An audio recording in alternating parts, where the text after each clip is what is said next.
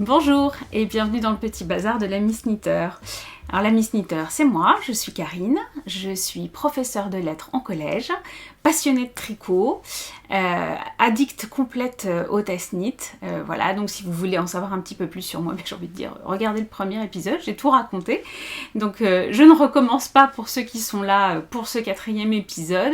Je souhaite la bienvenue aux nouveaux, aux nouvelles, et je vous remercie encore 1000 fois pour tous les gentils commentaires que vous laissez à la fin des vidéos et qui me touchent énormément et qui me surprennent toujours autant. Voilà, donc un grand merci. Ça motive à revenir vous voir, bien évidemment. Je pense que ça flatte incroyablement mon ego. J'en sais rien, mais en tous les cas, voilà, ça fait super plaisir et je suis ravie de vous retrouver à nouveau ce week-end, puisque il n'y a que le week-end que j'ai un petit peu de temps pour tourner. Ce sera pas forcément un épisode très long, mais je voulais vous parler un petit peu des avancées, de ce qui s'était passé depuis la dernière fois, de mes vœux pieux de ne plus faire de test knit, parce que bien évidemment j'ai replongé et je le vis mais très bien. Mais je vais tout vous raconter.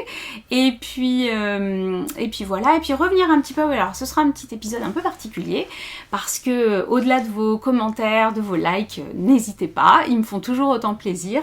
J'ai été hyper contente de voir que j'avais motivé certaines d'entre vous à se lancer dans la brioche. Alors là, la prof que je suis est absolument refaite, parce que c'est quand même le but de toute personne qui a envie de motiver une autre ou d'apprendre quelque chose à une autre. Là, j'avais pas la prétention de vous apprendre la brioche, mais en tous les cas, l'idée était de démystifier un petit peu cette pratique qui semble tellement difficile, parce qu'effectivement, le rendu est incroyable, et donc on se dit que forcément, ça doit être très compliqué, et force est de constater que il suffit de tricoter, enfin de savoir faire un jeté et de tricoter 2 mailles ensemble, ce qui, ma foi, je pense, est à la portée de beaucoup d'entre vous. Donc voilà, j'ai eu plein de retours me disant, écoute, ça m'a vachement motivée. Soit vous aviez des encours qui étaient un petit peu en souffrance dans un coin de votre pièce tricot, ou enfin au bout du canapé quoi, qui est notre pièce tricot à toutes. Voilà, donc vous m'avez dit ah mais j'ai repris ma brioche, je suis super contente. C'est souvent des filles, hein, excusez-nous, l'activité est un peu genrée. S'il y a 2-3 tricoteurs qui passent par là, j'ai une pensée pour vous, bien évidemment, et vous êtes considérées comme toutes les tricoteuses qui passent ici. Voilà. Donc celles qui ont repris leurs encours, et puis celles qui se sont dit ouais, mais je m'y mets. Voilà. Et j'ai eu quelques retours me disant mais tu voudrais pas tourner une sorte de petit tuto. Alors c'est bien ambitieux de dire que je vais vous faire un tuto sur la brioche. Et puis je pense qu'il n'y aurait pas assez d'un seul tuto, et puis il y a des gens qui font ça très bien. En revanche, là, moi, je vous parlais d'un modèle particulier qui était le châle Raouli. Châle Raouli qui est en accès libre, qui est gratuit. Donc, effectivement, je peux vous montrer comment je tricote, on va dire 8 rangs, puisque c'est ce que je vous disais. En fait, la brioche, elle se tricote en bicolore. Hein. La brioche, elle se tricote sur 4 rangs, avec 2 allers-retours à chaque fois. Donc, un rang endroit qui se tricote 2 fois, un rang envers qui se tricote 2 fois. Sur le premier des 4 rangs, vous tricotez les augmentations. Et sur le second des 4 rangs suivants, enfin le premier de la deuxième série, c'est pas très clair, vous tricotez les diminutions. C'est un jeu d'augmentation et de diminution pour faire les coquilles qu'on voit sur le châle Raouli. Donc voilà, je pense que je le tournerai demain, mais je vais faire 8 rangs de mon châle Raouli avec vous. Alors comme je suis fin de 4e répétition ou début de 5e répétition, je sais plus trop, j'ai des rangs qui commencent à être immenses, puisque je suis dans la plus grande partie du châle. Je peux vous montrer. Alors je suis très prétentieuse, hein. Je dis je vous ferai ça en accéléré. Je sais pas trop comment ça se fait au montage sur iMovie, mais je vais bien trouver, hein. Il n'y a pas de raison. Voilà, je vous montre un petit peu comment la bête a avancé, puis si vous nous rejoignez pour la première fois, hop, comme ça vous saurez à quoi ressemble le châle Raouli si vous ne le connaissez pas. C'est ma fille qui m'a rangé ma brioche in extremis en partant hier, et elle m'a dit non, je te jure, j'ai fait très attention. Salomé, bravo, tu as fait effectivement très attention. Donc, oui, bien sûr, comme j'avais débuté un rang, vous voyez, c'est mon tricot détente, c'est pas prétentieux, hein. C'est vraiment que la brioche me détend incroyablement. Donc je le trimballe partout, et dès que je peux, je fais 2 rangs de brioche. Et les copines se sont un peu moquées de moi samedi dernier en disant « Ah ouais, toi quand tu veux te détendre, tu prends de la brioche. » Et bah oui, je peux pas expliquer pourquoi, la brioche, ça me détend. Donc voilà, j'en suis là, je suis dans la plus grande partie du châle avec le soleil. Alors, je suis super contente qu'il y ait du soleil. vous avez un peu mieux la couleur là. Et encore, hein, le framboise violine, enfin chinon, c'est du vin, hein, on est bien d'accord, est un peu plus profond que ça. Mais voilà, j'arrive dans la partie la plus costaud du châle. Alors il y a un moment, mon tempérament de flemmarde absolue s'est dit Karine, si tu faisais que 4 répétitions au lieu de 5. Et après, la deuxième Karine, qui est absolument perfectionniste, a dit non. Il y a écrit 5 dans le patron, tu fais 5 comme dans le patron. Donc je vais me faire ma 5e répétition de brioche. Et je vais donc vous faire le petit tuto tout à l'heure. J'espère que ce sera intéressant pour certains ou certaines d'entre vous. Je vais essayer de chapitrer. On m'a dit que je pouvais chapitrer. On a bien compris que le principe était de faire des podcasts à l'arrache. Donc vous doutez bien que je ne m'étais absolument pas posé la question jusqu'à présent. Mais peut-être que si vous ne vous intéressez absolument pas à la brioche, ça peut valoir le coup que je chapitre uniquement ce passage-là. Ou alors vous vous intéressez exclusivement à la brioche et vous n'avez pas du tout envie de m'écouter parler, et c'est votre droit le plus absolu, ma tête ne vous revient pas, vous pouvez aller directement à la brioche, vous ne verrez plus ma tête, vous ne verrez que mes mains, et vous me verrez tricoter de la brioche, voilà, donc peut-être vous apprendrez quelque chose, ou pas, sinon c'est pas grave. Donc je vous tourne ça, et je vous mets ça à la fin, ce sera le coin tuto. Voilà. Donc j'étais le week-end dernier à 2 salons, deux festivals laineux, la fête de la laine de Malakoff et l'AEF, Aiguille en Fête, qui était porte de Versailles à Paris. Donc moi j'habite à 70 km de Paris, c'était super parce que toutes les copines, enfin les tricopines, on a un petit groupe là, je vous en avais parlé dans un des épisodes précédents, on s'est quasiment toutes retrouvées. Les grèves ont fait que notre Alix n'a pas pu être des nôtres, et puis la fibre maternelle de notre Stella a fait que elle n'a pas pu être des nôtres non plus parce qu'elle pouvait pas squeezer la fête de l'école de ses enfants pour pouvoir aller papouiller de la laine avec nous. Bon, on peut comprendre, on l'excuse, c'était limite, mais on l'excuse. Mais elle a quand même passé la soirée de samedi avec nous parce qu'on s'est mis un extrait de son podcast. D'ailleurs, si vous ne connaissez pas le podcast de Stella, les pirouettes de girouette, je vous invite à y aller tout de suite de ce pas. Vous pouvez même arrêter de m'écouter directement. Allez la voir, allez l'entendre parler de son cardinul qui est désormais rebaptisé cardivulve, et j'avoue que c'est un petit peu de ma faute. J'ai eu un fou rire. Elle nous a accompagnés toute la soirée, je peux vous assurer qu'elle nous a refait la soirée. Donc elle n'était pas si loin que ça. Et là, forcément, je vous ai fait un teasing de ouf. C'est sûr, certains vont aller voir rien que pour voir la tête du cardigan. Mais ce passage est à mourir de rire. Elle est à mourir de rire, mais ce passage est à mourir de rire. Voilà. Donc, on a fait le samedi à Malakoff, avec un petit resto hyper sympa. On a terminé chez notre copine Sylvette. Et c'était vraiment, vraiment super bien. D'autres tricopines se sont greffées à nous. Et on a passé une soirée absolument exceptionnelle. Donc... voilà, c'est ce que je vous avais dit précédemment. Je m'attendais à passer un bon week-end, et ben j'ai pas été déçue. Et le lendemain, on était donc à l'AEF, qui n'est pas exclusivement dédié au tricot, donc il y a tous les arts du fil. Du coup j'ai pu... Alors moi je suis une piètre couturière, hein, c'est ce que je vous disais dans le premier épisode. J'ai une machine à coudre et je fais des choses extrêmement basiques avec. Je peux faire une thé d'oreiller, une housse de bouillotte en graines de lin, vous voyez, ça passe. Je vais pas me faire un vêtement, hein, ça c'est sûr, et je suis loin de me faire un sac. Et néanmoins j'ai craqué sur un petit kit qui va me permettre de faire un petit sac bandoulière, voilà. Donc quand j'aurai franchi le cap de plier, de passer à la couture, etc., je vous montrerai ce que ça donne. Je vous ferai un petit avant-après.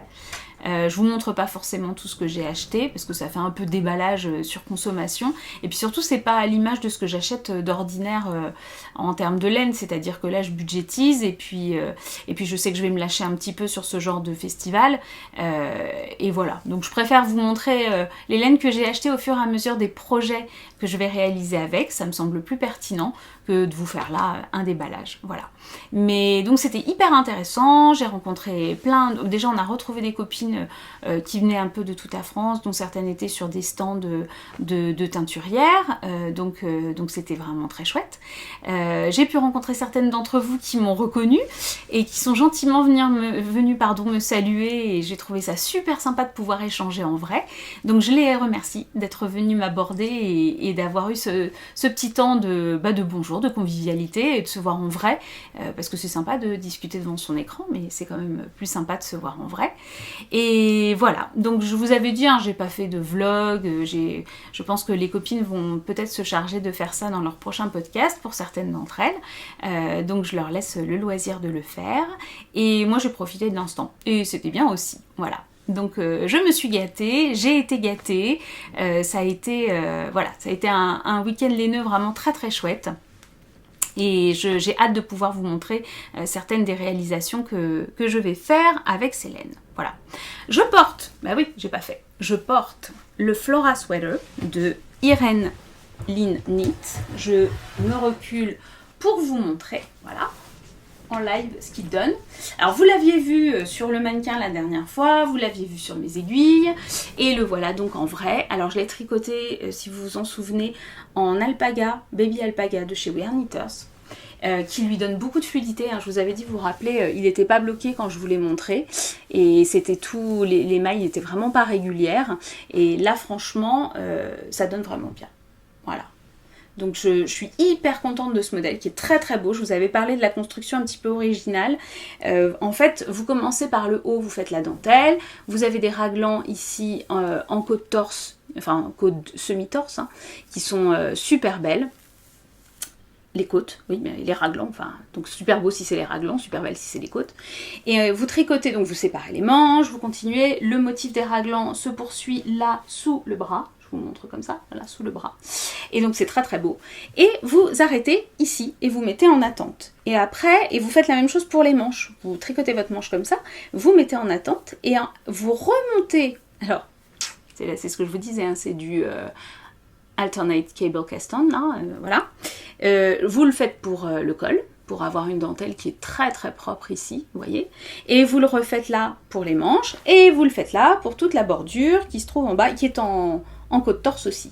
Et une fois que vous avez fait tout ça, vous avez fait vos morceaux, et bien vous venez faire un rabattage à 3 aiguilles, mais sur l'endroit du travail, avec pas simplement en prenant les 2 mailles, vous avez un système de prendre la première maille à l'envers, puis prendre la seconde à l'endroit, tricoter ensemble et rabattre. Ben voilà, achetez le patron, j'ai envie de vous dire. Mais vous verrez, c'est très très bien expliqué, et surtout, c'est super beau. Voilà. Et ça donne, forcément, je me suis accrochée avec ma bague.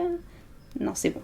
Voilà, et ça donne vraiment un fini magnifique, ça structure vraiment le pull et ça lui donne beaucoup d'originalité. Donc voilà, je me recule pour que vous ayez la bonne couleur parce qu'il est vraiment, c'est moutarde, hein. Voilà, c'est moutarde, il n'y a pas plus moutarde que ça. Et je suis super contente de sa forme qui est cropped sans être trop courte, voilà, et qui est super jolie. Donc là, vous ne me voyez pas en entier, mais avec un pantalon cargo, et ben ça rend super bien. Voilà. Donc très très très contente de ce pull que j'ai pu tester, que j'ai eu le plaisir de tester pour Irene Lynn. En plus c'était la première fois, donc c'était un test efficace, hein. On est sur Ravelry et voilà, on montre l'avancée de son encours, ça convient, on donne des nouvelles, ça se passe bien. Franchement, ça c'est un pull qui se réalise extrêmement rapidement. Alors moi j'étais en vacances, mais en 15 jours, le truc était plié, quoi. Voilà, il n'y a pas une grosse longueur, vous n'avez pas une grosse quantité de fil, donc du coup c'est super sympa. Alors, me voilà revenue. Une petite interruption domestique. Donc, oui, donc un test qui s'est super bien déroulé, très très agréable, un patron hyper clair. Alors, plusieurs d'entre vous m'aviez dit « Ah, c'est dommage, il est en anglais ». Franchement, il est très très simple à comprendre. Si vous n'avez pas... C'est un peu comme la brioche, hein, j'ai envie de dire... on se fait des montagnes parfois de choses qui sont pas si compliquées que ça. Pour tricoter en anglais, finalement, vous n'avez pas forcément besoin de super bien maîtriser l'anglais. En fait, l'anglais est très économe dans sa manière de dire les choses. K1, c'est tricoter une maille à l'endroit. Et P1, enfin P1, c'est Purl One, c'est-à-dire tricoter une maille à l'envers. Et finalement, une fois que vous avez cette histoire de K et de P, avec le chiffre qui suit derrière et qui vous indique en fait combien de mailles vous devez tricoter à l'endroit ou à l'envers, bah, après les autres appellations, elles vous sont expliquées dans le lexique et c'est pas hyper compliqué et on trouve pas mal sur le net de traduction des principales abréviations qui sont toujours les mêmes, K de TOG, SSK, enfin voilà, genre vraiment on s'y retrouve assez facilement, sauf partir dans des points vraiment particuliers. il n'y a pas de difficulté à tricoter en anglais, donc ne vous dites pas, moi je parle vraiment pas bien anglais, ça va être très compliqué. Et puis souvent, il y a des groupes qui permettent d'échanger, etc. pour pouvoir trouver de l'aide. Donc, faut pas se faire un monde de tricoter en anglais. Faut vraiment tester. Alors peut-être avec un patron gratuit au départ, voilà, se dire, bah tiens, je vais tenter, je vais essayer de regarder ce que je comprends du patron, un patron assez simple, et puis essayer de se lancer. Mais en tous les cas, c'est pas forcément une grosse difficulté.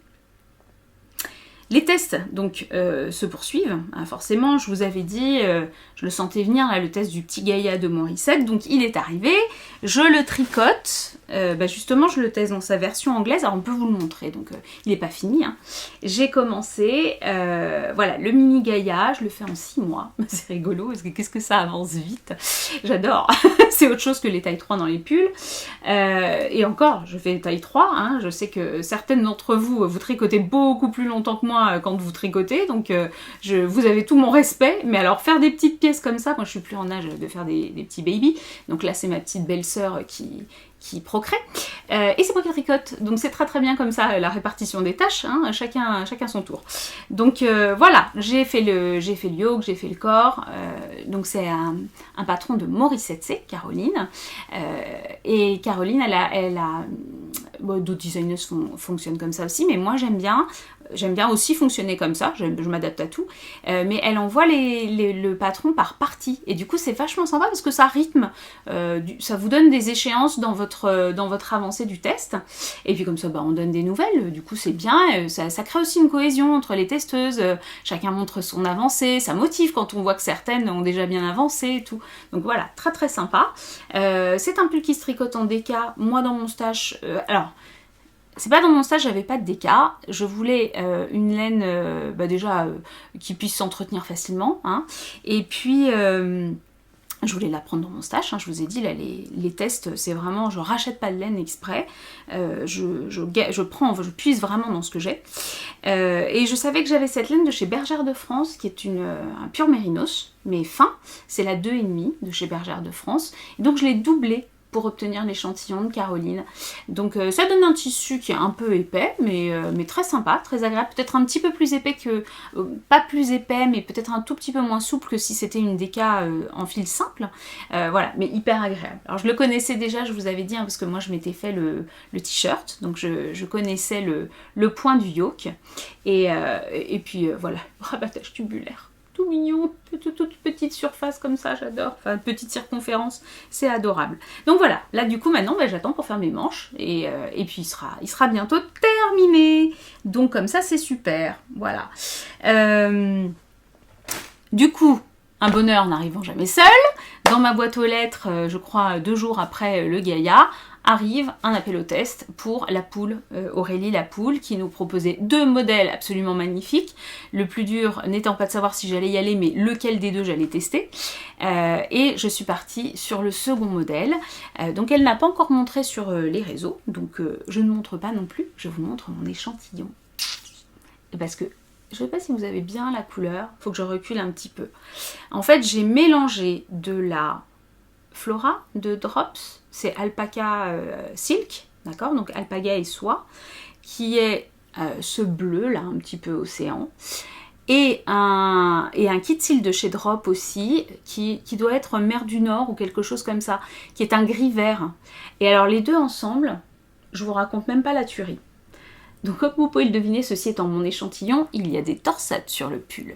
Et pas qu'un peu, et c'est juste complètement addictif à faire. Là j'ai démarré le yoke, donc il y a des augmentations qui se font au fur et à mesure, hein, c'est normal, c'est un yoke, c'est-à-dire un yoke c'est cette partie-là, hein, et donc voilà, je m'éclate.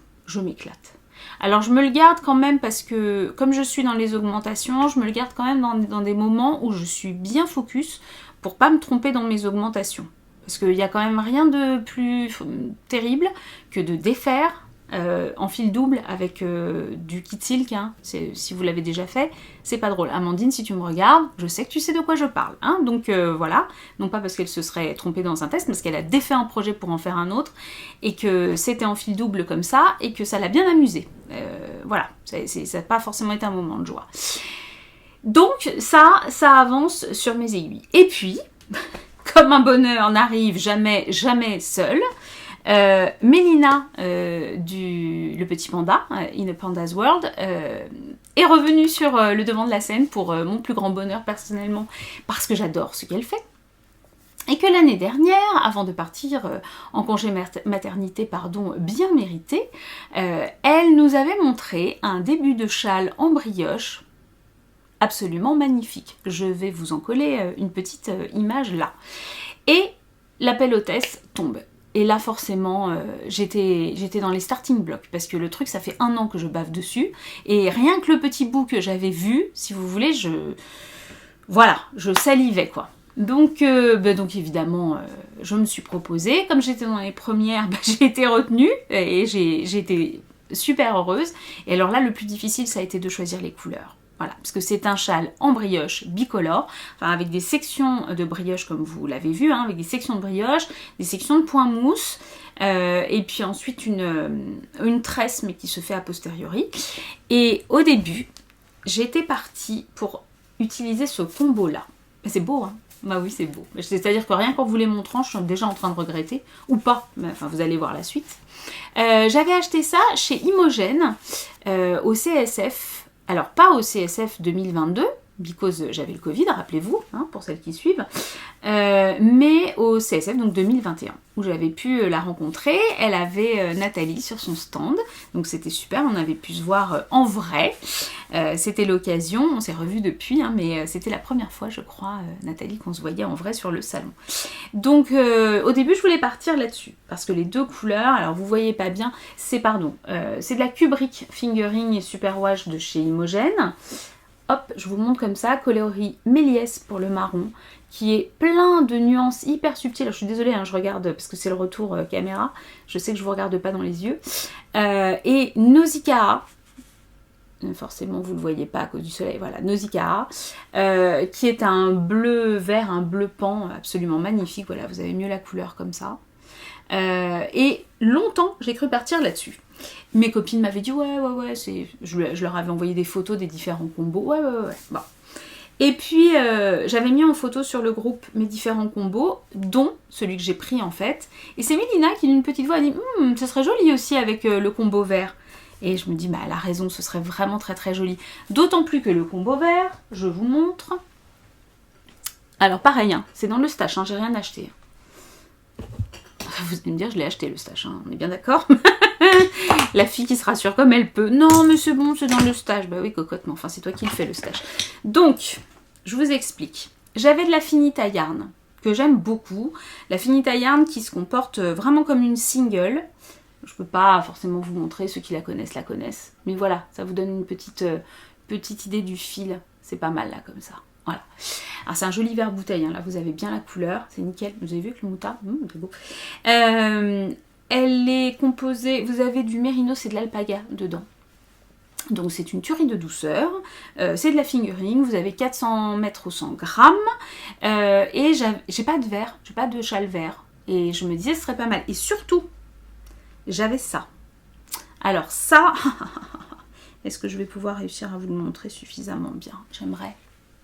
Alors là, vous n'avez pas la couleur exacte, mais vous voyez le travail magnifique de Ingrid de Une Louve dans les Bois. Sur les speckles, vous avez des speckles un peu plus jaunes, un peu plus vert émeraude, vous avez des speckles coloris aubergine, je me cache derrière, mais vous avez le soleil, donc ça vous aide pas. Puis c'est bobiné, alors forcément, c'est plus difficile. Voilà. Et là, vous avez à peu près la vraie couleur. Elle est presque comme la plante, quoi, derrière, vous voyez. Un joli vert. Un peu amande sur le fond, mais avec des speckles jaunes qui rehaussent, de l'émeraude, de l'aubergine, enfin juste magnifique. Et ça, en fait, c'est un des 3 écheveaux que j'avais pris dans son club Monet. Elle a fait des clubs, vous achetez 3, en fait vous recevez sur 3 mois différents un écheveau, vous choisissez la base, et moi je suis une fan de single. Mais une vraie fan. J'adore tricoter la single. Je trouve ça hyper doux. Enfin voilà, j'aime beaucoup. Et puis je trouve que les couleurs rendent aussi très très bien sur la single. Donc du coup, j'étais partie sur la single.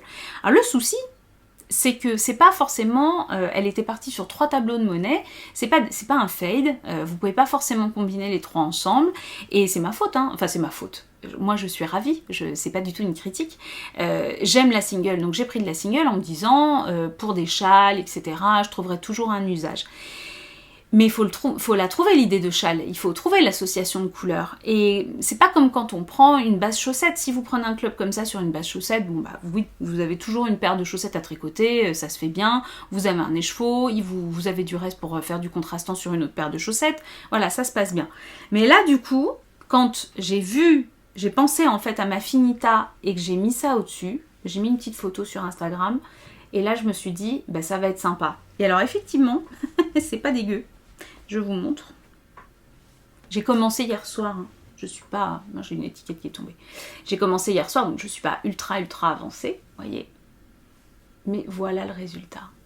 Alors, sachant que vous n'avez pas du tout la vraie couleur étant là, que la brioche, il faut les tendre pour que vous ayez bien le contraste, et que là, très clairement, vous n'avez pas les couleurs telles qu'elles sont. Voilà. Mais donc on commence par la pointe comme ça. Donc Mélina a montré déjà son châle, hein, donc je ne vous montre que ça, et je n'en dirai pas plus jusqu'à la fin. Et voilà le début. Et donc je suis super contente. Et c'est très joli. Le motif se répète, et puis vous voyez au fur et à mesure, donc j'ai mes petits anneaux marqueurs là qui sont placés, on a une répétition de motif qui va se faire tout au long du châle.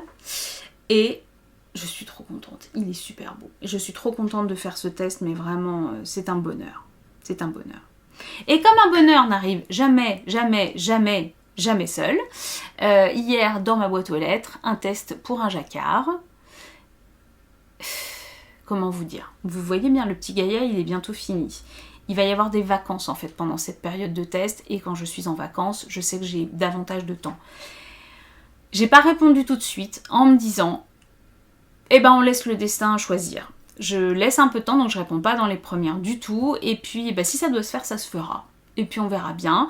Et vous vous rappelez, la dernière fois, je vous ai montré mon combo. Enfin, j'avais acheté justement chez Ingrid une louve dans les bois, qui venait de sortir sa nouvelle base avec du yak et de la soie, base mérinos, yak et soie. J'avais acheté 3 écheveaux de verre pour une quantité pull et un écheveau de son rose Bollywood absolument magnifique. Et en vous les montrant, je vous ai dit, ça fera un beau jacquard. Voilà. Donc j'ai pris la photo, j'ai dit, écoutez, si vous voulez bien de moi, j'ai la laine en quantité suffisante dans le stash. Si ça doit se faire, ça se fera. L'univers est bien fait. Si ça doit pas se faire, c'est que ça ne devait pas se faire. Voilà. Et comme ça, on en reste là.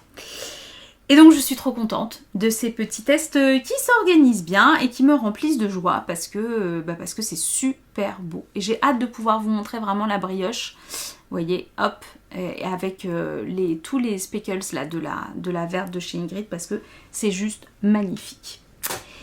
Dernière petite actu tricotesque. Et ben j'ai perdu Iron Chicken. Voilà. C'est-à-dire que mon Asgéhir pour ma grande fille, alors elle me fait mourir de rire, ma grande Valentine, parce qu'elle me dit, elle est grande, hein, elle est partie de la maison, elle fait des études de kiné à Orléans, et donc je lui tricote ce pull. Donc hop, Asgéhir par la poule, je me recule, voilà. Donc j'ai fini ma première manche.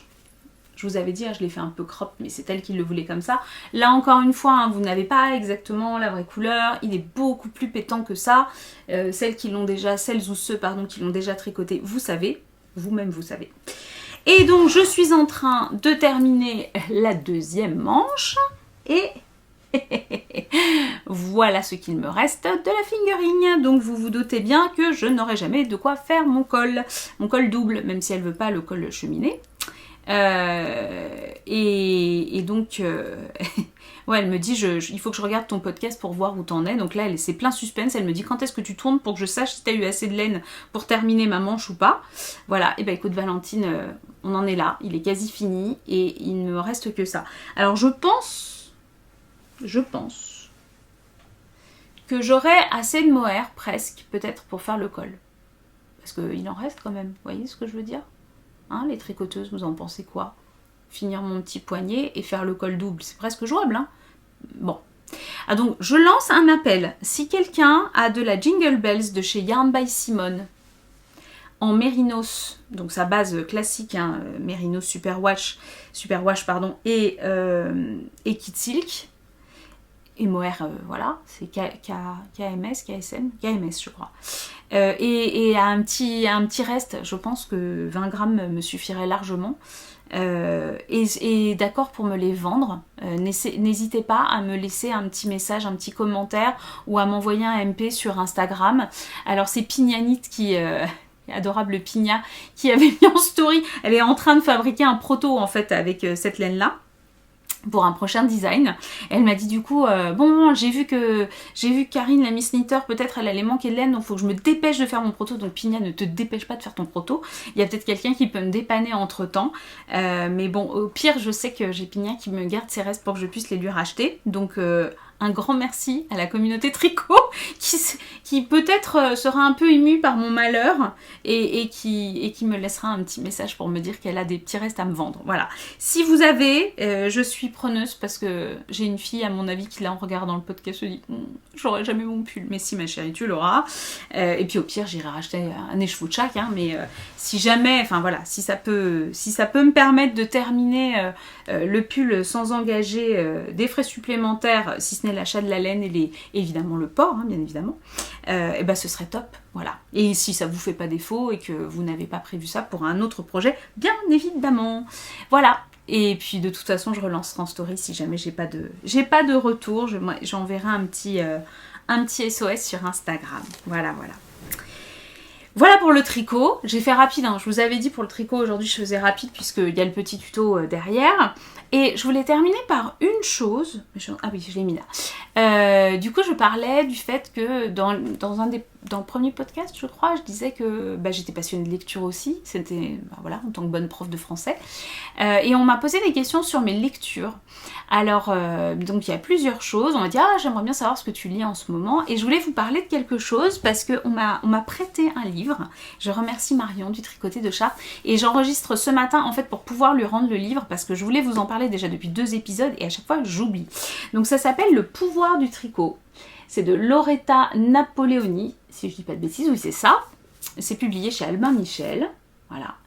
Et Marion a eu la gentillesse de me prêter ce livre en fait, qui est hyper instructif, qui raconte l'histoire de l'autrice donc qui est tricoteuse, mais qui nous raconte un peu l'histoire du tricot et le rôle qu'il a joué à travers les différentes époques des différentes sociétés, et notamment pendant la guerre. J'ai appris des choses absolument incroyables sur la façon dont on se servait des objets tricotés, notamment pour faire passer des messages codés d'un côté et de l'autre des fronts. Donc c'est hyper intéressant, ça se lit très facilement, et puis à la fin, donc elle évoque différents patrons, je sais pas si je peux vous montrer, voilà, elle évoque différents patrons qui ont émaillé, il y a un bikini à un moment, alors moi le bikini en mérinos, personnellement, j'ai pas la foi. Hein. Vous, je sais pas, mais moi, je n'y vais pas. Hein. Pour différentes raisons, d'ailleurs. Pour des raisons plastiques, évidentes. Mais pour des raisons de confort et de praticité, je pense que non, j'y vais pas du tout. Bref, et à la fin du livre, en fait, elle évoque... Celui-là, je pense que je vais le faire.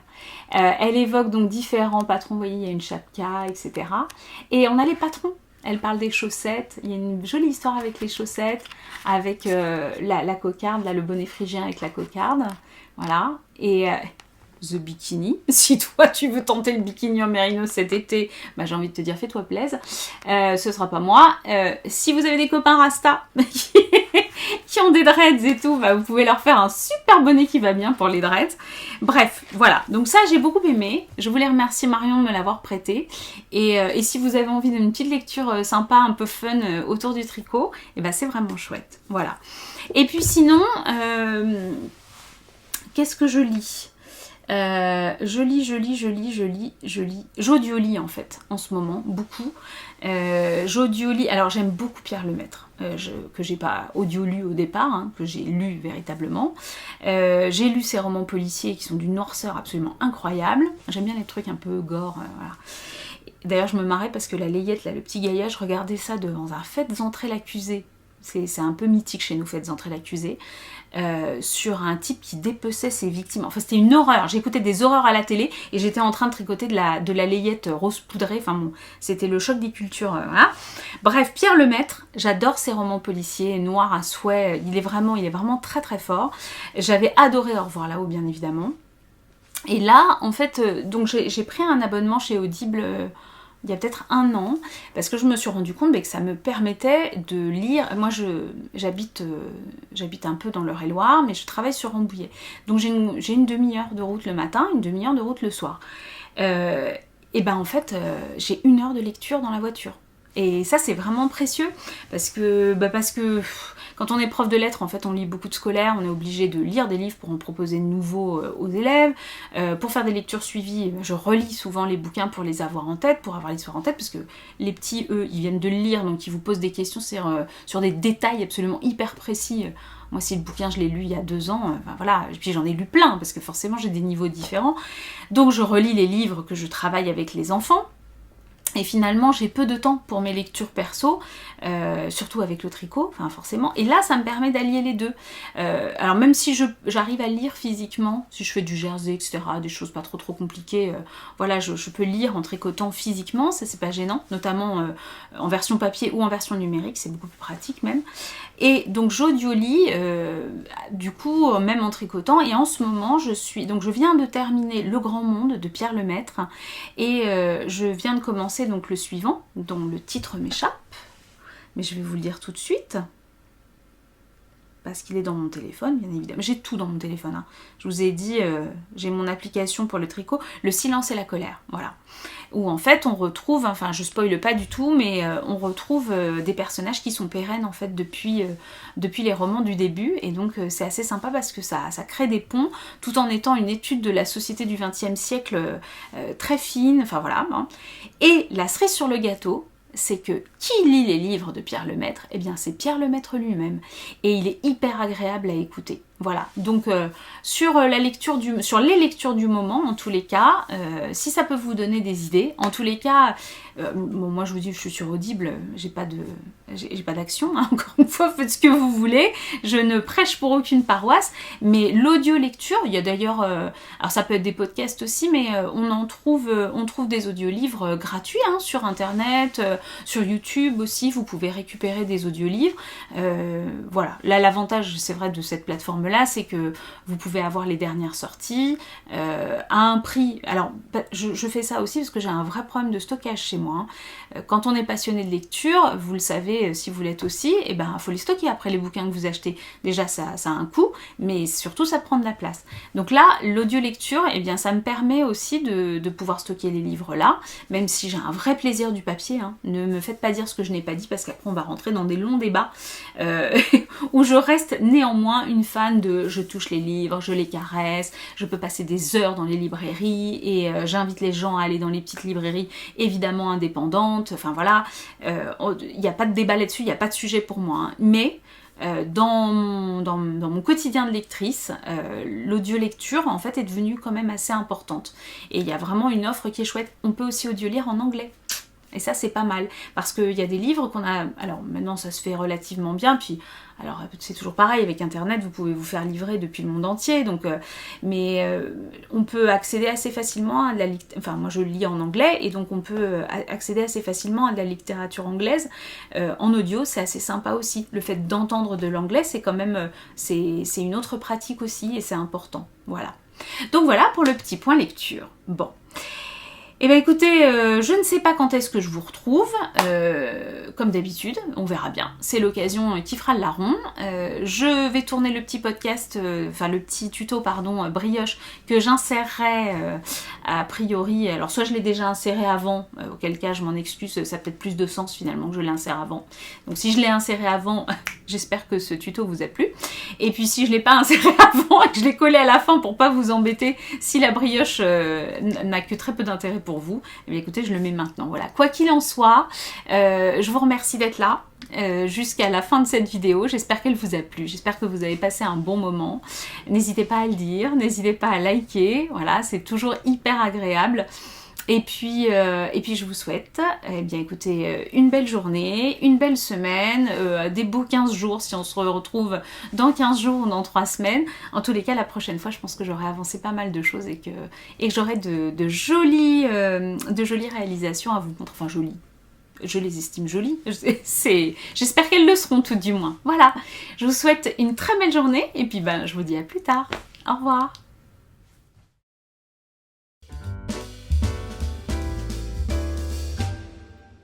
Ok, alors je vous emmène avec moi tricoter le châle Raoli sur 8 rangs. Et une fois que vous savez faire ces 8 rangs, vous savez tout faire pour le tricoter.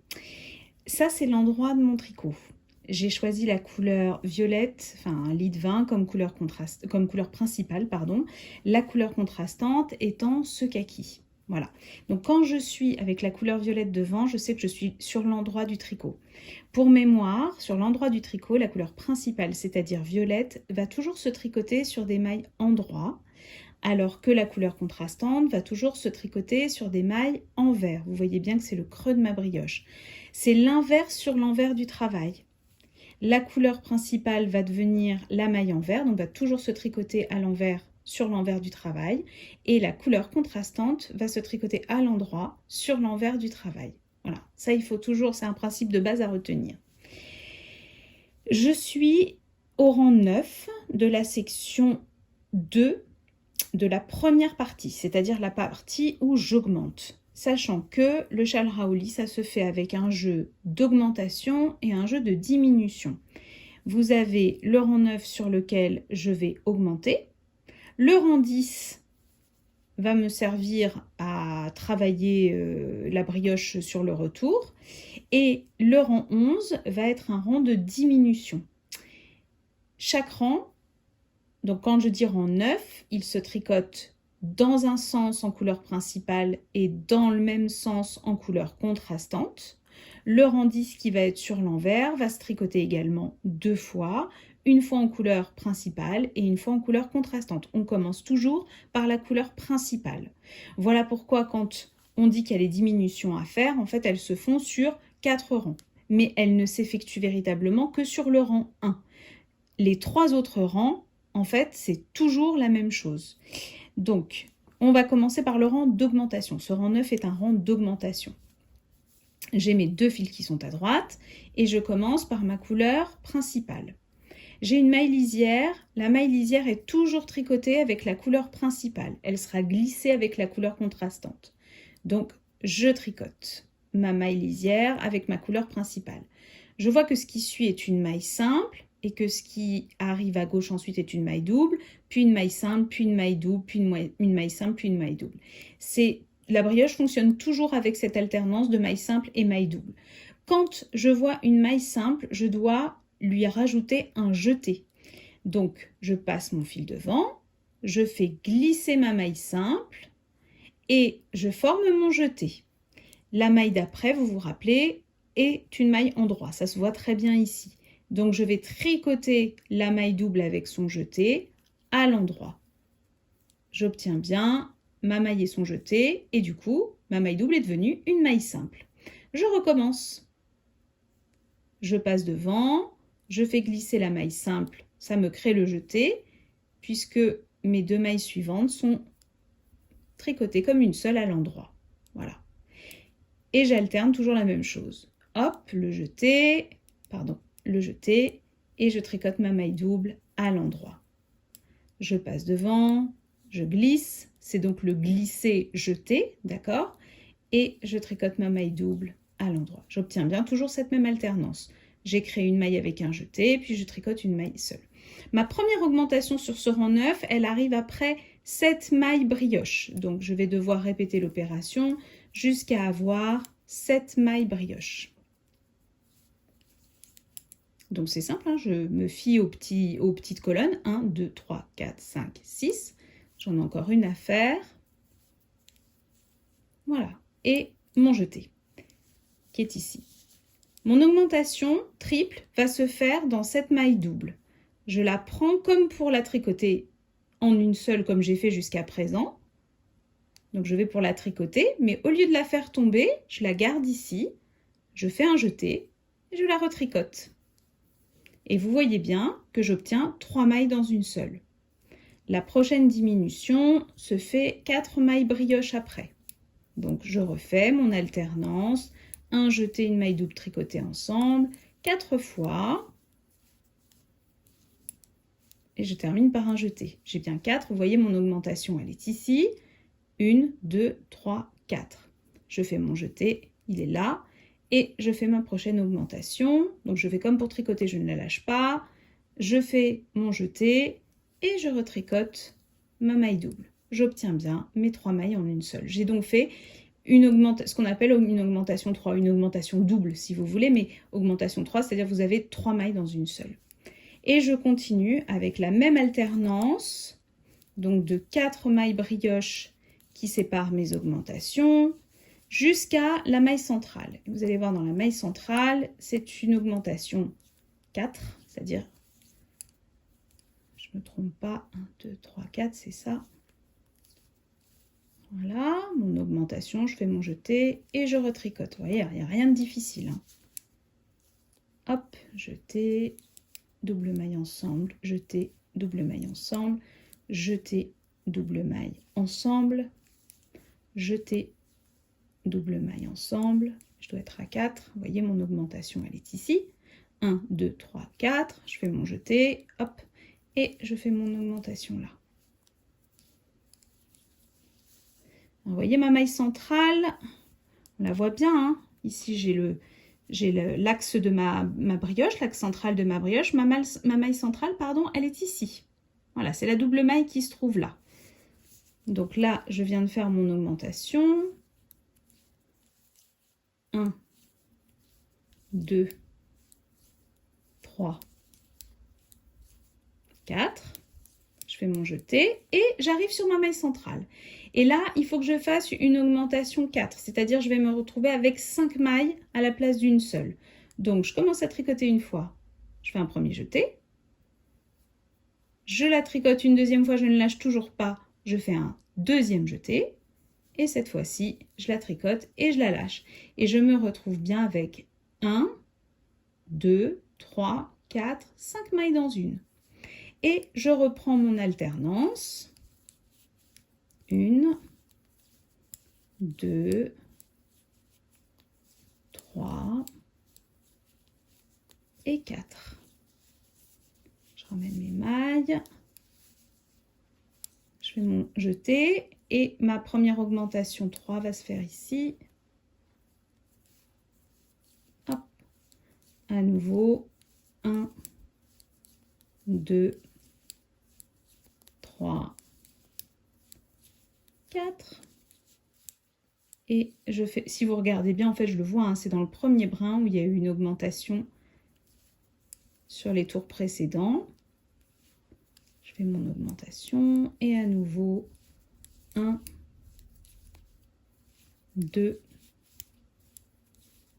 3, 4, mon jeté et je fais mon augmentation.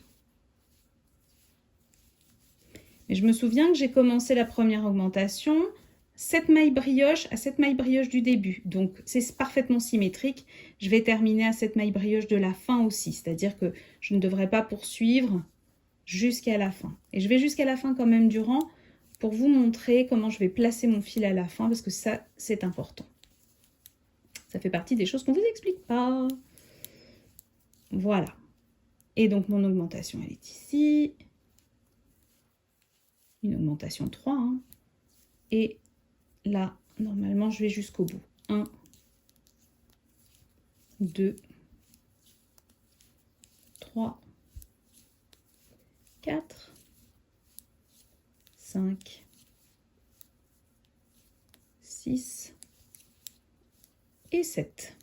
Et petite maille, petite danse, pardon, du soleil parce que ça tombe juste. Et là, normalement, j'ai mon fil derrière, mais il se trouve que la dernière maille doit être glissée. Donc, je passe mon fil devant et... Pardon, j'ai dit une bêtise, excusez-moi. Il me reste une maille. Hop là, je dois faire un jeté, voilà. Donc, je prends ma maille, je fais mon jeté, sauf que mon jeté, pour qu'il compte pour quelque chose, je vais repasser mon fil devant. C'est ça que je voulais vous montrer. Et la dernière maille, elle est glissée, elle n'est pas tricotée. Donc, je mets mon fil devant, je glisse ma dernière maille et ça sécurise mon jeté. Voilà. C'est le premier rang, j'ai tricoté la couleur principale. Je m'affole pas, je ne tourne pas mon travail. Je fais glisser mes mailles à nouveau sur mon aiguille de manière à pouvoir maintenant tricoter ma couleur contrastante. Je reprends mon aiguille. Je vous ai dit, la première maille, on ne la tricote qu'avec la couleur principale. Donc, avec la couleur contrastante qu'on passe devant, on va la glisser purlwise, c'est-à-dire comme si on allait la tricoter à l'envers. Voilà, toc. Et là, j'observe. Je commence par une maille double et ensuite j'ai une maille simple. Donc la maille double, je dois la tricoter ensemble, d'accord? Sauf que vous vous souvenez, on a dit qu'on est sur l'endroit du tricot, donc je dois tricoter ma couleur contrastante à l'envers. Donc je tricote ma double maille, ma première double maille comme une maille envers. Puis j'ai une maille simple, donc je dois lui adjoindre un jeté. Je fais comme si, mon fil est devant, hein, je fais comme si je la tricotais à l'envers, je fais mon jeté, et comme je dois tricoter la suivante, la double maille suivante à l'envers, hop, voilà. Je reste devant, c'est facile hein, pour la couleur contrastante, tout se passe devant. Je glisse ma maille, je fais mon jeté, je tricote la double maille suivante à l'envers. Et vous voyez bien que mes mailles en droit, couleur framboise lit de vin, là, elles restent ici, et ma maille en vert. Donc, en fait, le jeté ne vient pas contrarier, ne doit pas venir contrarier ma maille framboise devant. Je vous ai dit au rang 1, avec la couleur principale, on a fait les augmentations. Là, avec la couleur contrastante, on n'a plus rien à faire. On ne fait que tricoter les mailles comme elles se présentent. Sauf que, on a fait des augmentations au rang précédent. Vous vous souvenez? Donc, il va arriver un moment où je vais croiser ma maille dans laquelle j'ai 3 mailles. Justement, elle arrive. Donc là, vous voyez, je viens de tricoter ensemble une maille double, pardon, et là, j'ai ma triple maille. Donc, je viens de tricoter une maille double ensemble. Donc, la prochaine, ça doit être un jeté. Donc, je prends ma maille simple, je fais mon jeté, et là, je la tricote à l'envers, c'est-à-dire je fais comme si j'avais une maille double. Je garde exactement la même alternance. Et là, je fais mon jeté, et vous voyez que je reviens bien sur une maille double. J'ai toujours la même alternance d'une maille simple avec un jeté et une maille double. Et je vais faire ça jusqu'à la fin de mon rang. D'habitude, je tricote en continental, mais ne me demandez pas pourquoi. La brioche, pour avoir une bonne tension, je la tricote avec le fil à droite. Bon, il y a des mystères de la vie. Je viens de tomber à nouveau sur ma triple maille. Donc, vous voyez, je viens de tricoter 2 mailles ensemble. À partir du moment où il ne vous reste qu'une maille, ça veut dire que vous avez tricoté 2 mailles ensemble. Donc, mon fil est devant. Je glisse ma première maille comme pour la tricoter à l'envers. Je fais mon jeté. Je tricote la suivante à l'envers. Celle-ci, je la glisse, je fais mon jeté. Et je retombe sur mon alternance. 2 mailles ensemble. Un jeté. 2 mailles ensemble. Un jeté. 2 mailles ensemble. Un jeté. 2 mailles ensemble. Un jeté. Si vous avez le mal de mer, surtout n'hésitez pas à arrêter cette vidéo. J'arrive sur ma triple maille, vous avez compris le principe. Je veux juste arriver à ma maille centrale pour vous montrer comment on va faire quand on a les 5 mailles dans une. C'est strictement la même chose, hein, vous avez bien compris, on est toujours sur un nombre d'augmentation impair. Donc en fait, on va recréer l'alternance. J'espère, je n'ai pas de retour écran, donc j'espère que vous voyez bien. Je ne suis pas trop près ni trop loin. Là, j'ai une triple maille. Hop.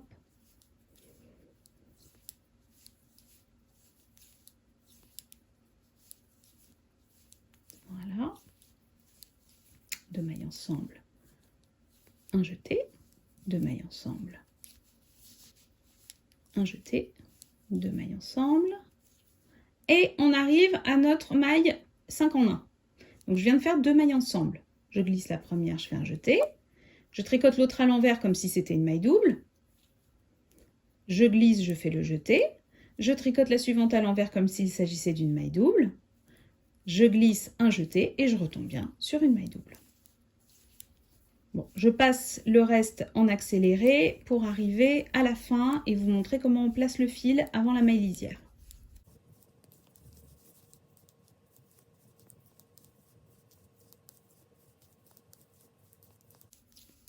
On arrive à la fin, une maille double ensemble, un jeté, maille double tricotée en une seule, un jeté, maille double tricotée comme une seule, un jeté, et je termine par une maille double tricotée comme une seule. Et la dernière maille n'est, alors vous voyez mon fil framboise est resté devant, ma dernière maille n'est pas tricotée. Je vais laisser mon autre fil devant pour que mes 2 fils soient du même côté, tout simplement parce que maintenant que j'ai fait un aller en couleur principale, un aller en couleur contrastante, mes 2 fils sont ici, ils vont se retrouver sur l'envers maintenant que je vais passer, enfin ils vont se retrouver derrière quand je vais passer sur l'envers du travail. Et sur l'envers du travail, eh bien en fait il n'y a plus rien de particulier à faire. Je vous ai dit rang 1, j'ai fait les augmentations. Sur le rang 2, il faut juste recréer l'alternance de un jeté, une maille double, un jeté, une maille double tricotée comme une seule. Et en fait, les rangs sur l'envers vont se tricoter, il n'y a plus rien à faire, ils vont se tricoter comme ils se présentent. Donc on se souvient qu'on commence par la couleur principale, elle est ici. Je tricote à l'endroit toujours la maille lisière. Et là, je me retrouve avec une maille simple. C'est normal, vous avez vu, j'ai une maille endroit dans la couleur contrastante. Donc, je passe mon fil devant, je glisse ma première maille simple pour lui adjoindre un jeté, d'accord? Et vous avez vu, derrière ma couleur principale, elle va se tricoter comme une maille envers, puisque c'est la couleur contrastante qui va être en maille endroit. Donc, je fais mon jeté, je passe devant, et je tricote à l'envers ma maille double. Je glisse, jeté, je tricote à l'envers ma maille double, je glisse, jeté, je tricote à l'envers ma maille double. Je glisse avec le jeté, je tricote à l'envers ma maille double, je glisse, jeté, je tricote à l'envers ma maille double. Je vous retrouve à la fin du rang. Ok, alors j'arrive sur la fin de mon rang 10 avec la couleur principale. Jeté, maille double tricotée en une seule, jeté, maille double tricotée en une seule, jeté, maille double tricotée en une seule, et je termine par un jeté. Donc de la même manière, je le passe devant parce que ma dernière maille n'est pas tricotée, donc je sécurise et je laisse ma couleur principale devant. Elle est devant, d'accord? Là j'ai tourné, mais elle est bien devant, hein. Comme j'ai tricoté ce rang 10 en couleur principale, je ne tourne pas mon ouvrage puisque ma couleur contrastante est restée tout à droite. Je ramène mes mailles sur l'autre côté de mon aiguille, pardon. Donc vous comprenez bien que la brioche sans aiguille circulaire, c'est pas tout à fait possible. Et je repars avec ma couleur contrastante cette fois-ci. Vous vous souvenez que la maille lisière, on ne la tricote jamais avec la couleur contrastante. Donc je la fais passer devant, je la glisse comme pour la tricoter à l'envers. Et là, on se souvient que sur l'envers du travail, avec ma couleur contrastante, je vais tricoter à l'endroit. Vous voyez mes mailles là, elles sont à l'endroit. Donc mon fil est devant.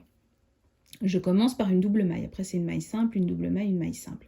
Donc cette première double maille, je vais passer mon fil derrière et je vais tricoter cette double maille à l'endroit.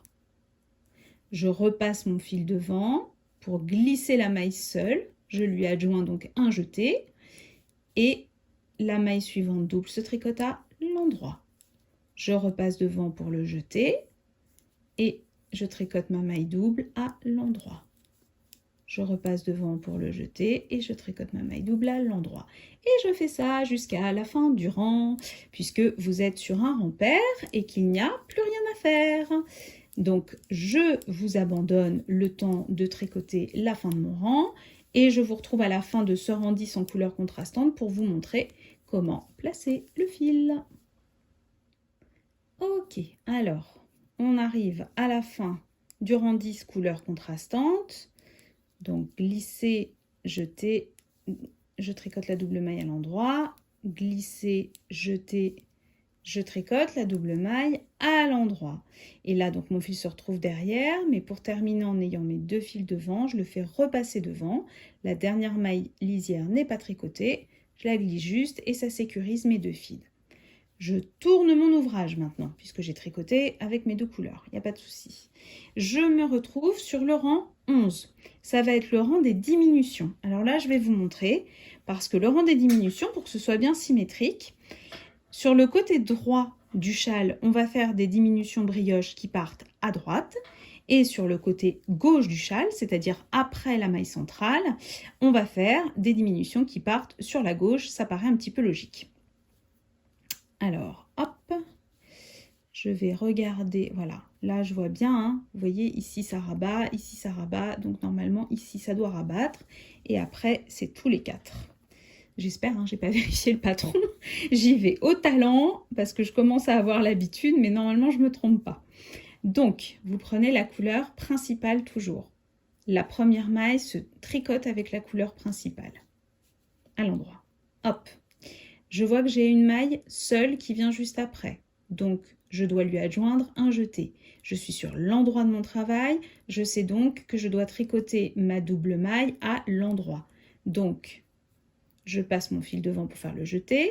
je glisse comme si je la tricotais à l'envers ma maille seule, je fais mon jeté et je tricote la maille suivante, la maille double suivante, pardon, à l'endroit. Je retrouve bien mon alternance, j'ai bien une double, une simple. Je passe devant pour glisser pour faire le jeté et je tricote la maille double suivante à l'endroit. Devant pour faire le jeté, devant pour le jeté et je tricote la maille double suivante à l'endroit. Devant pour le jeté et à l'endroit. Alors il faut que je fasse, voilà, c'est celle-ci. Je fais mon jeté. Voilà, j'attaque toujours en fait sur une double maille, hein, que ce soit pour une diminution, pour une augmentation, c'est toujours sur une double maille. Alors la diminution droite, elle demande un tout petit peu de manipulation, mais il n'y a rien de difficile. Donc j'ai fait mon jeté, vous voyez, j'ai repassé mon fil derrière. Je glisse ma double maille comme si je la tricotais à l'endroit. Je tricote la maille simple suivante à l'endroit. Donc vous voyez, ça m'a fait mon jeté ici. Hein. Je prends ma double maille que j'ai glissée et je la passe par-dessus ma maille simple. Première chose. Cette maille simple, je vais la glisser sur mon aiguille de gauche et je prends la maille double qui suit de l'aiguille de gauche et je la passe par-dessus ma maille simple. Et je récupère ma maille simple pour la mettre sur mon aiguille de droite. Je viens de faire une double diminution à droite. Elles sont espacées de 4 mailles brioches. Donc je repasse devant, je fais un jeté, une double maille, un jeté, une double maille, un jeté, une double maille, un jeté, une double maille. Donc normalement, je dois faire ma diminution et ça tombe bien, elle est là, vous voyez, les deux là, elles doivent se rapprocher pour avoir le même motif qu'ici. Donc, je fais d'abord mon jeté. Voilà. Je glisse la maille double. Je tricote la maille simple suivante. Je passe ma maille double glissée par-dessus ma maille simple. Je la repasse sur l'aiguille de gauche et je glisse la maille double suivante par-dessus la maille simple. Et je passe à droite. Je reprends un jeté, une maille endroit, un jeté, une maille endroit, un jeté, une maille endroit, un jeté, une maille endroit, un jeté, et j'arrive à ma diminution prochaine. Donc je rappelle, je glisse la première maille double. Excusez-moi, je ramène mes mailles. Je glisse la première maille double. Je tricote la maille simple suivante. Je glisse ma double maille sur ma maille simple. Je passe ma maille simple à gauche. Je glisse la double maille suivante de l'aiguille gauche sur ma maille simple. Et je viens remettre ma maille simple à droite. Bon, celle-ci, elle demande un peu de manutention, j'avoue. Je vous emmène jusqu'au milieu, histoire de vous montrer comment ça se passe à gauche, parce que c'est beaucoup plus simple à gauche. Heureusement. Je vérifie, oui, c'est la suivante. Voilà. Donc, j'ai fait, là, ici, j'ai fait mon jeté. Je glisse ma maille double, je tricote ma maille simple, je glisse la double maille sur la maille simple. La maille simple, je la passe à gauche et je glisse la maille double de l'aiguille de gauche par-dessus la maille simple. Et je repasse ma maille simple sur l'aiguille de droite. J'arrive bientôt au milieu. 1, 2, 3, 4. J'en ai encore une. Donc, je glisse, je tricote, je glisse la maille double sur la maille simple, je mets la maille simple à gauche, je glisse la double maille sur la maille simple et je la repasse à droite. 1, 2. Alors j'en ai fait 2, c'est important, et j'arrive à la maille du milieu. Donc je refais 2 mailles brioches. Je fais mon jeté et là, vous voyez, pour que le mouvement coïncide, hop, celle-ci doit se rapprocher de celle-ci. Donc là, c'est beaucoup plus simple. Je viens de faire mon jeté. Il est là, mon jeté. Je glisse, pareil, la première double maille à droite. Et là, je tricote ensemble les 3 brins suivants, c'est-à-dire ma double maille et ma maille simple. Je tricote ensemble. Je prends ma maille double que j'avais glissée et je la repasse ici. Et voilà, j'ai une double diminution qui part vers la gauche. Elles sont à nouveau séparées de 4 mailles brioche. Donc 1, 2, 3 et 4. Je fais mon jeté. Là, ici, j'ai bien une diminution gauche à faire. Je glisse ma double maille. Je tricote ensemble la double maille et la maille simple suivante. Et je fais passer ma double maille que j'avais glissée sur ma maille simple. Et voilà. Donc vous voyez, beaucoup moins de manipulation pour la double diminution à gauche.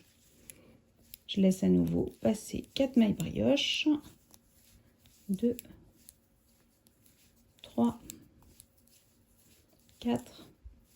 Je fais mon jeté. Je glisse la double maille. Je tricote ensemble les 3 mailles suivantes, enfin les 3 brins suivants, c'est-à-dire une simple et deux doubles. Une simple et une double, pardon. Et je viens glisser ma double maille que j'avais glissée par-dessus le résultat qui est la maille simple. À nouveau 4 mailles brioche. 1, 2, 3 et 4. Je fais mon jeté ici. Je vérifie, oui c'est bon. Je glisse ma maille double. Je tricote maille double suivante et maille simple suivante ensemble. J'obtiens une seule maille. Et je repasse ma double maille glissée par-dessus la maille simple. Il doit m'en rester une, oui. Donc 1, 2, 3, 4. Je fais mon jeté. Je glisse. Je tricote ensemble ces 3 mailles-là. Enfin, ces 3 brins-là, pardon. Et je passe la maille double glissée sur la maille simple. Et je suis sur la bonne aiguille. Hein. Et là, vous voyez, il n'y a plus rien à faire. Je tricote jusqu'au bout du rang. Normalement, mes mailles brioche. Et là, vous voyez, j'ai une maille simple qui se termine, donc je dois finir par un jeté. Je le ramène devant pour valider le jeté. Et je passe ma maille glissée et j'ai mon fil devant. Rang 11, couleur principale. J'ai pas encore tricoté ma couleur contrastante, donc je repasse toutes mes mailles de l'autre côté pour attraper ma couleur contrastante. Et là, comme on a fait des diminutions, c'est pas comme les augmentations où on doit recréer en quelque sorte les mailles brioche avec les jetés. Là, vous voyez, j'ai déjà une alternance de mailles simples et de mailles doubles. Donc, j'ai simplement fil devant, hein. Je glisse ma première maille. Je me souviens que la première maille, je ne la tricote jamais avec la couleur contrastante. Je sais que sur l'endroit du tricot, je tricote ma couleur contrastante à l'envers, c'est-à-dire les doubles mailles, et je commence bien par une double maille à l'envers. Je glisse, jeté, double maille à l'envers. Je glisse, jeté, double maille à l'envers. Et ça, jusqu'à la fin du rang. Et pour le rang 12, eh ben, ce sera exactement comme pour le rang 10, c'est-à-dire que les rangs pairs se tricotent toujours de la même manière. On tricote les mailles comme elles se présentent. Voilà. Et donc, vous savez exactement tout faire pour tricoter le châle Raoli. Vous êtes maintenant absolument incollable.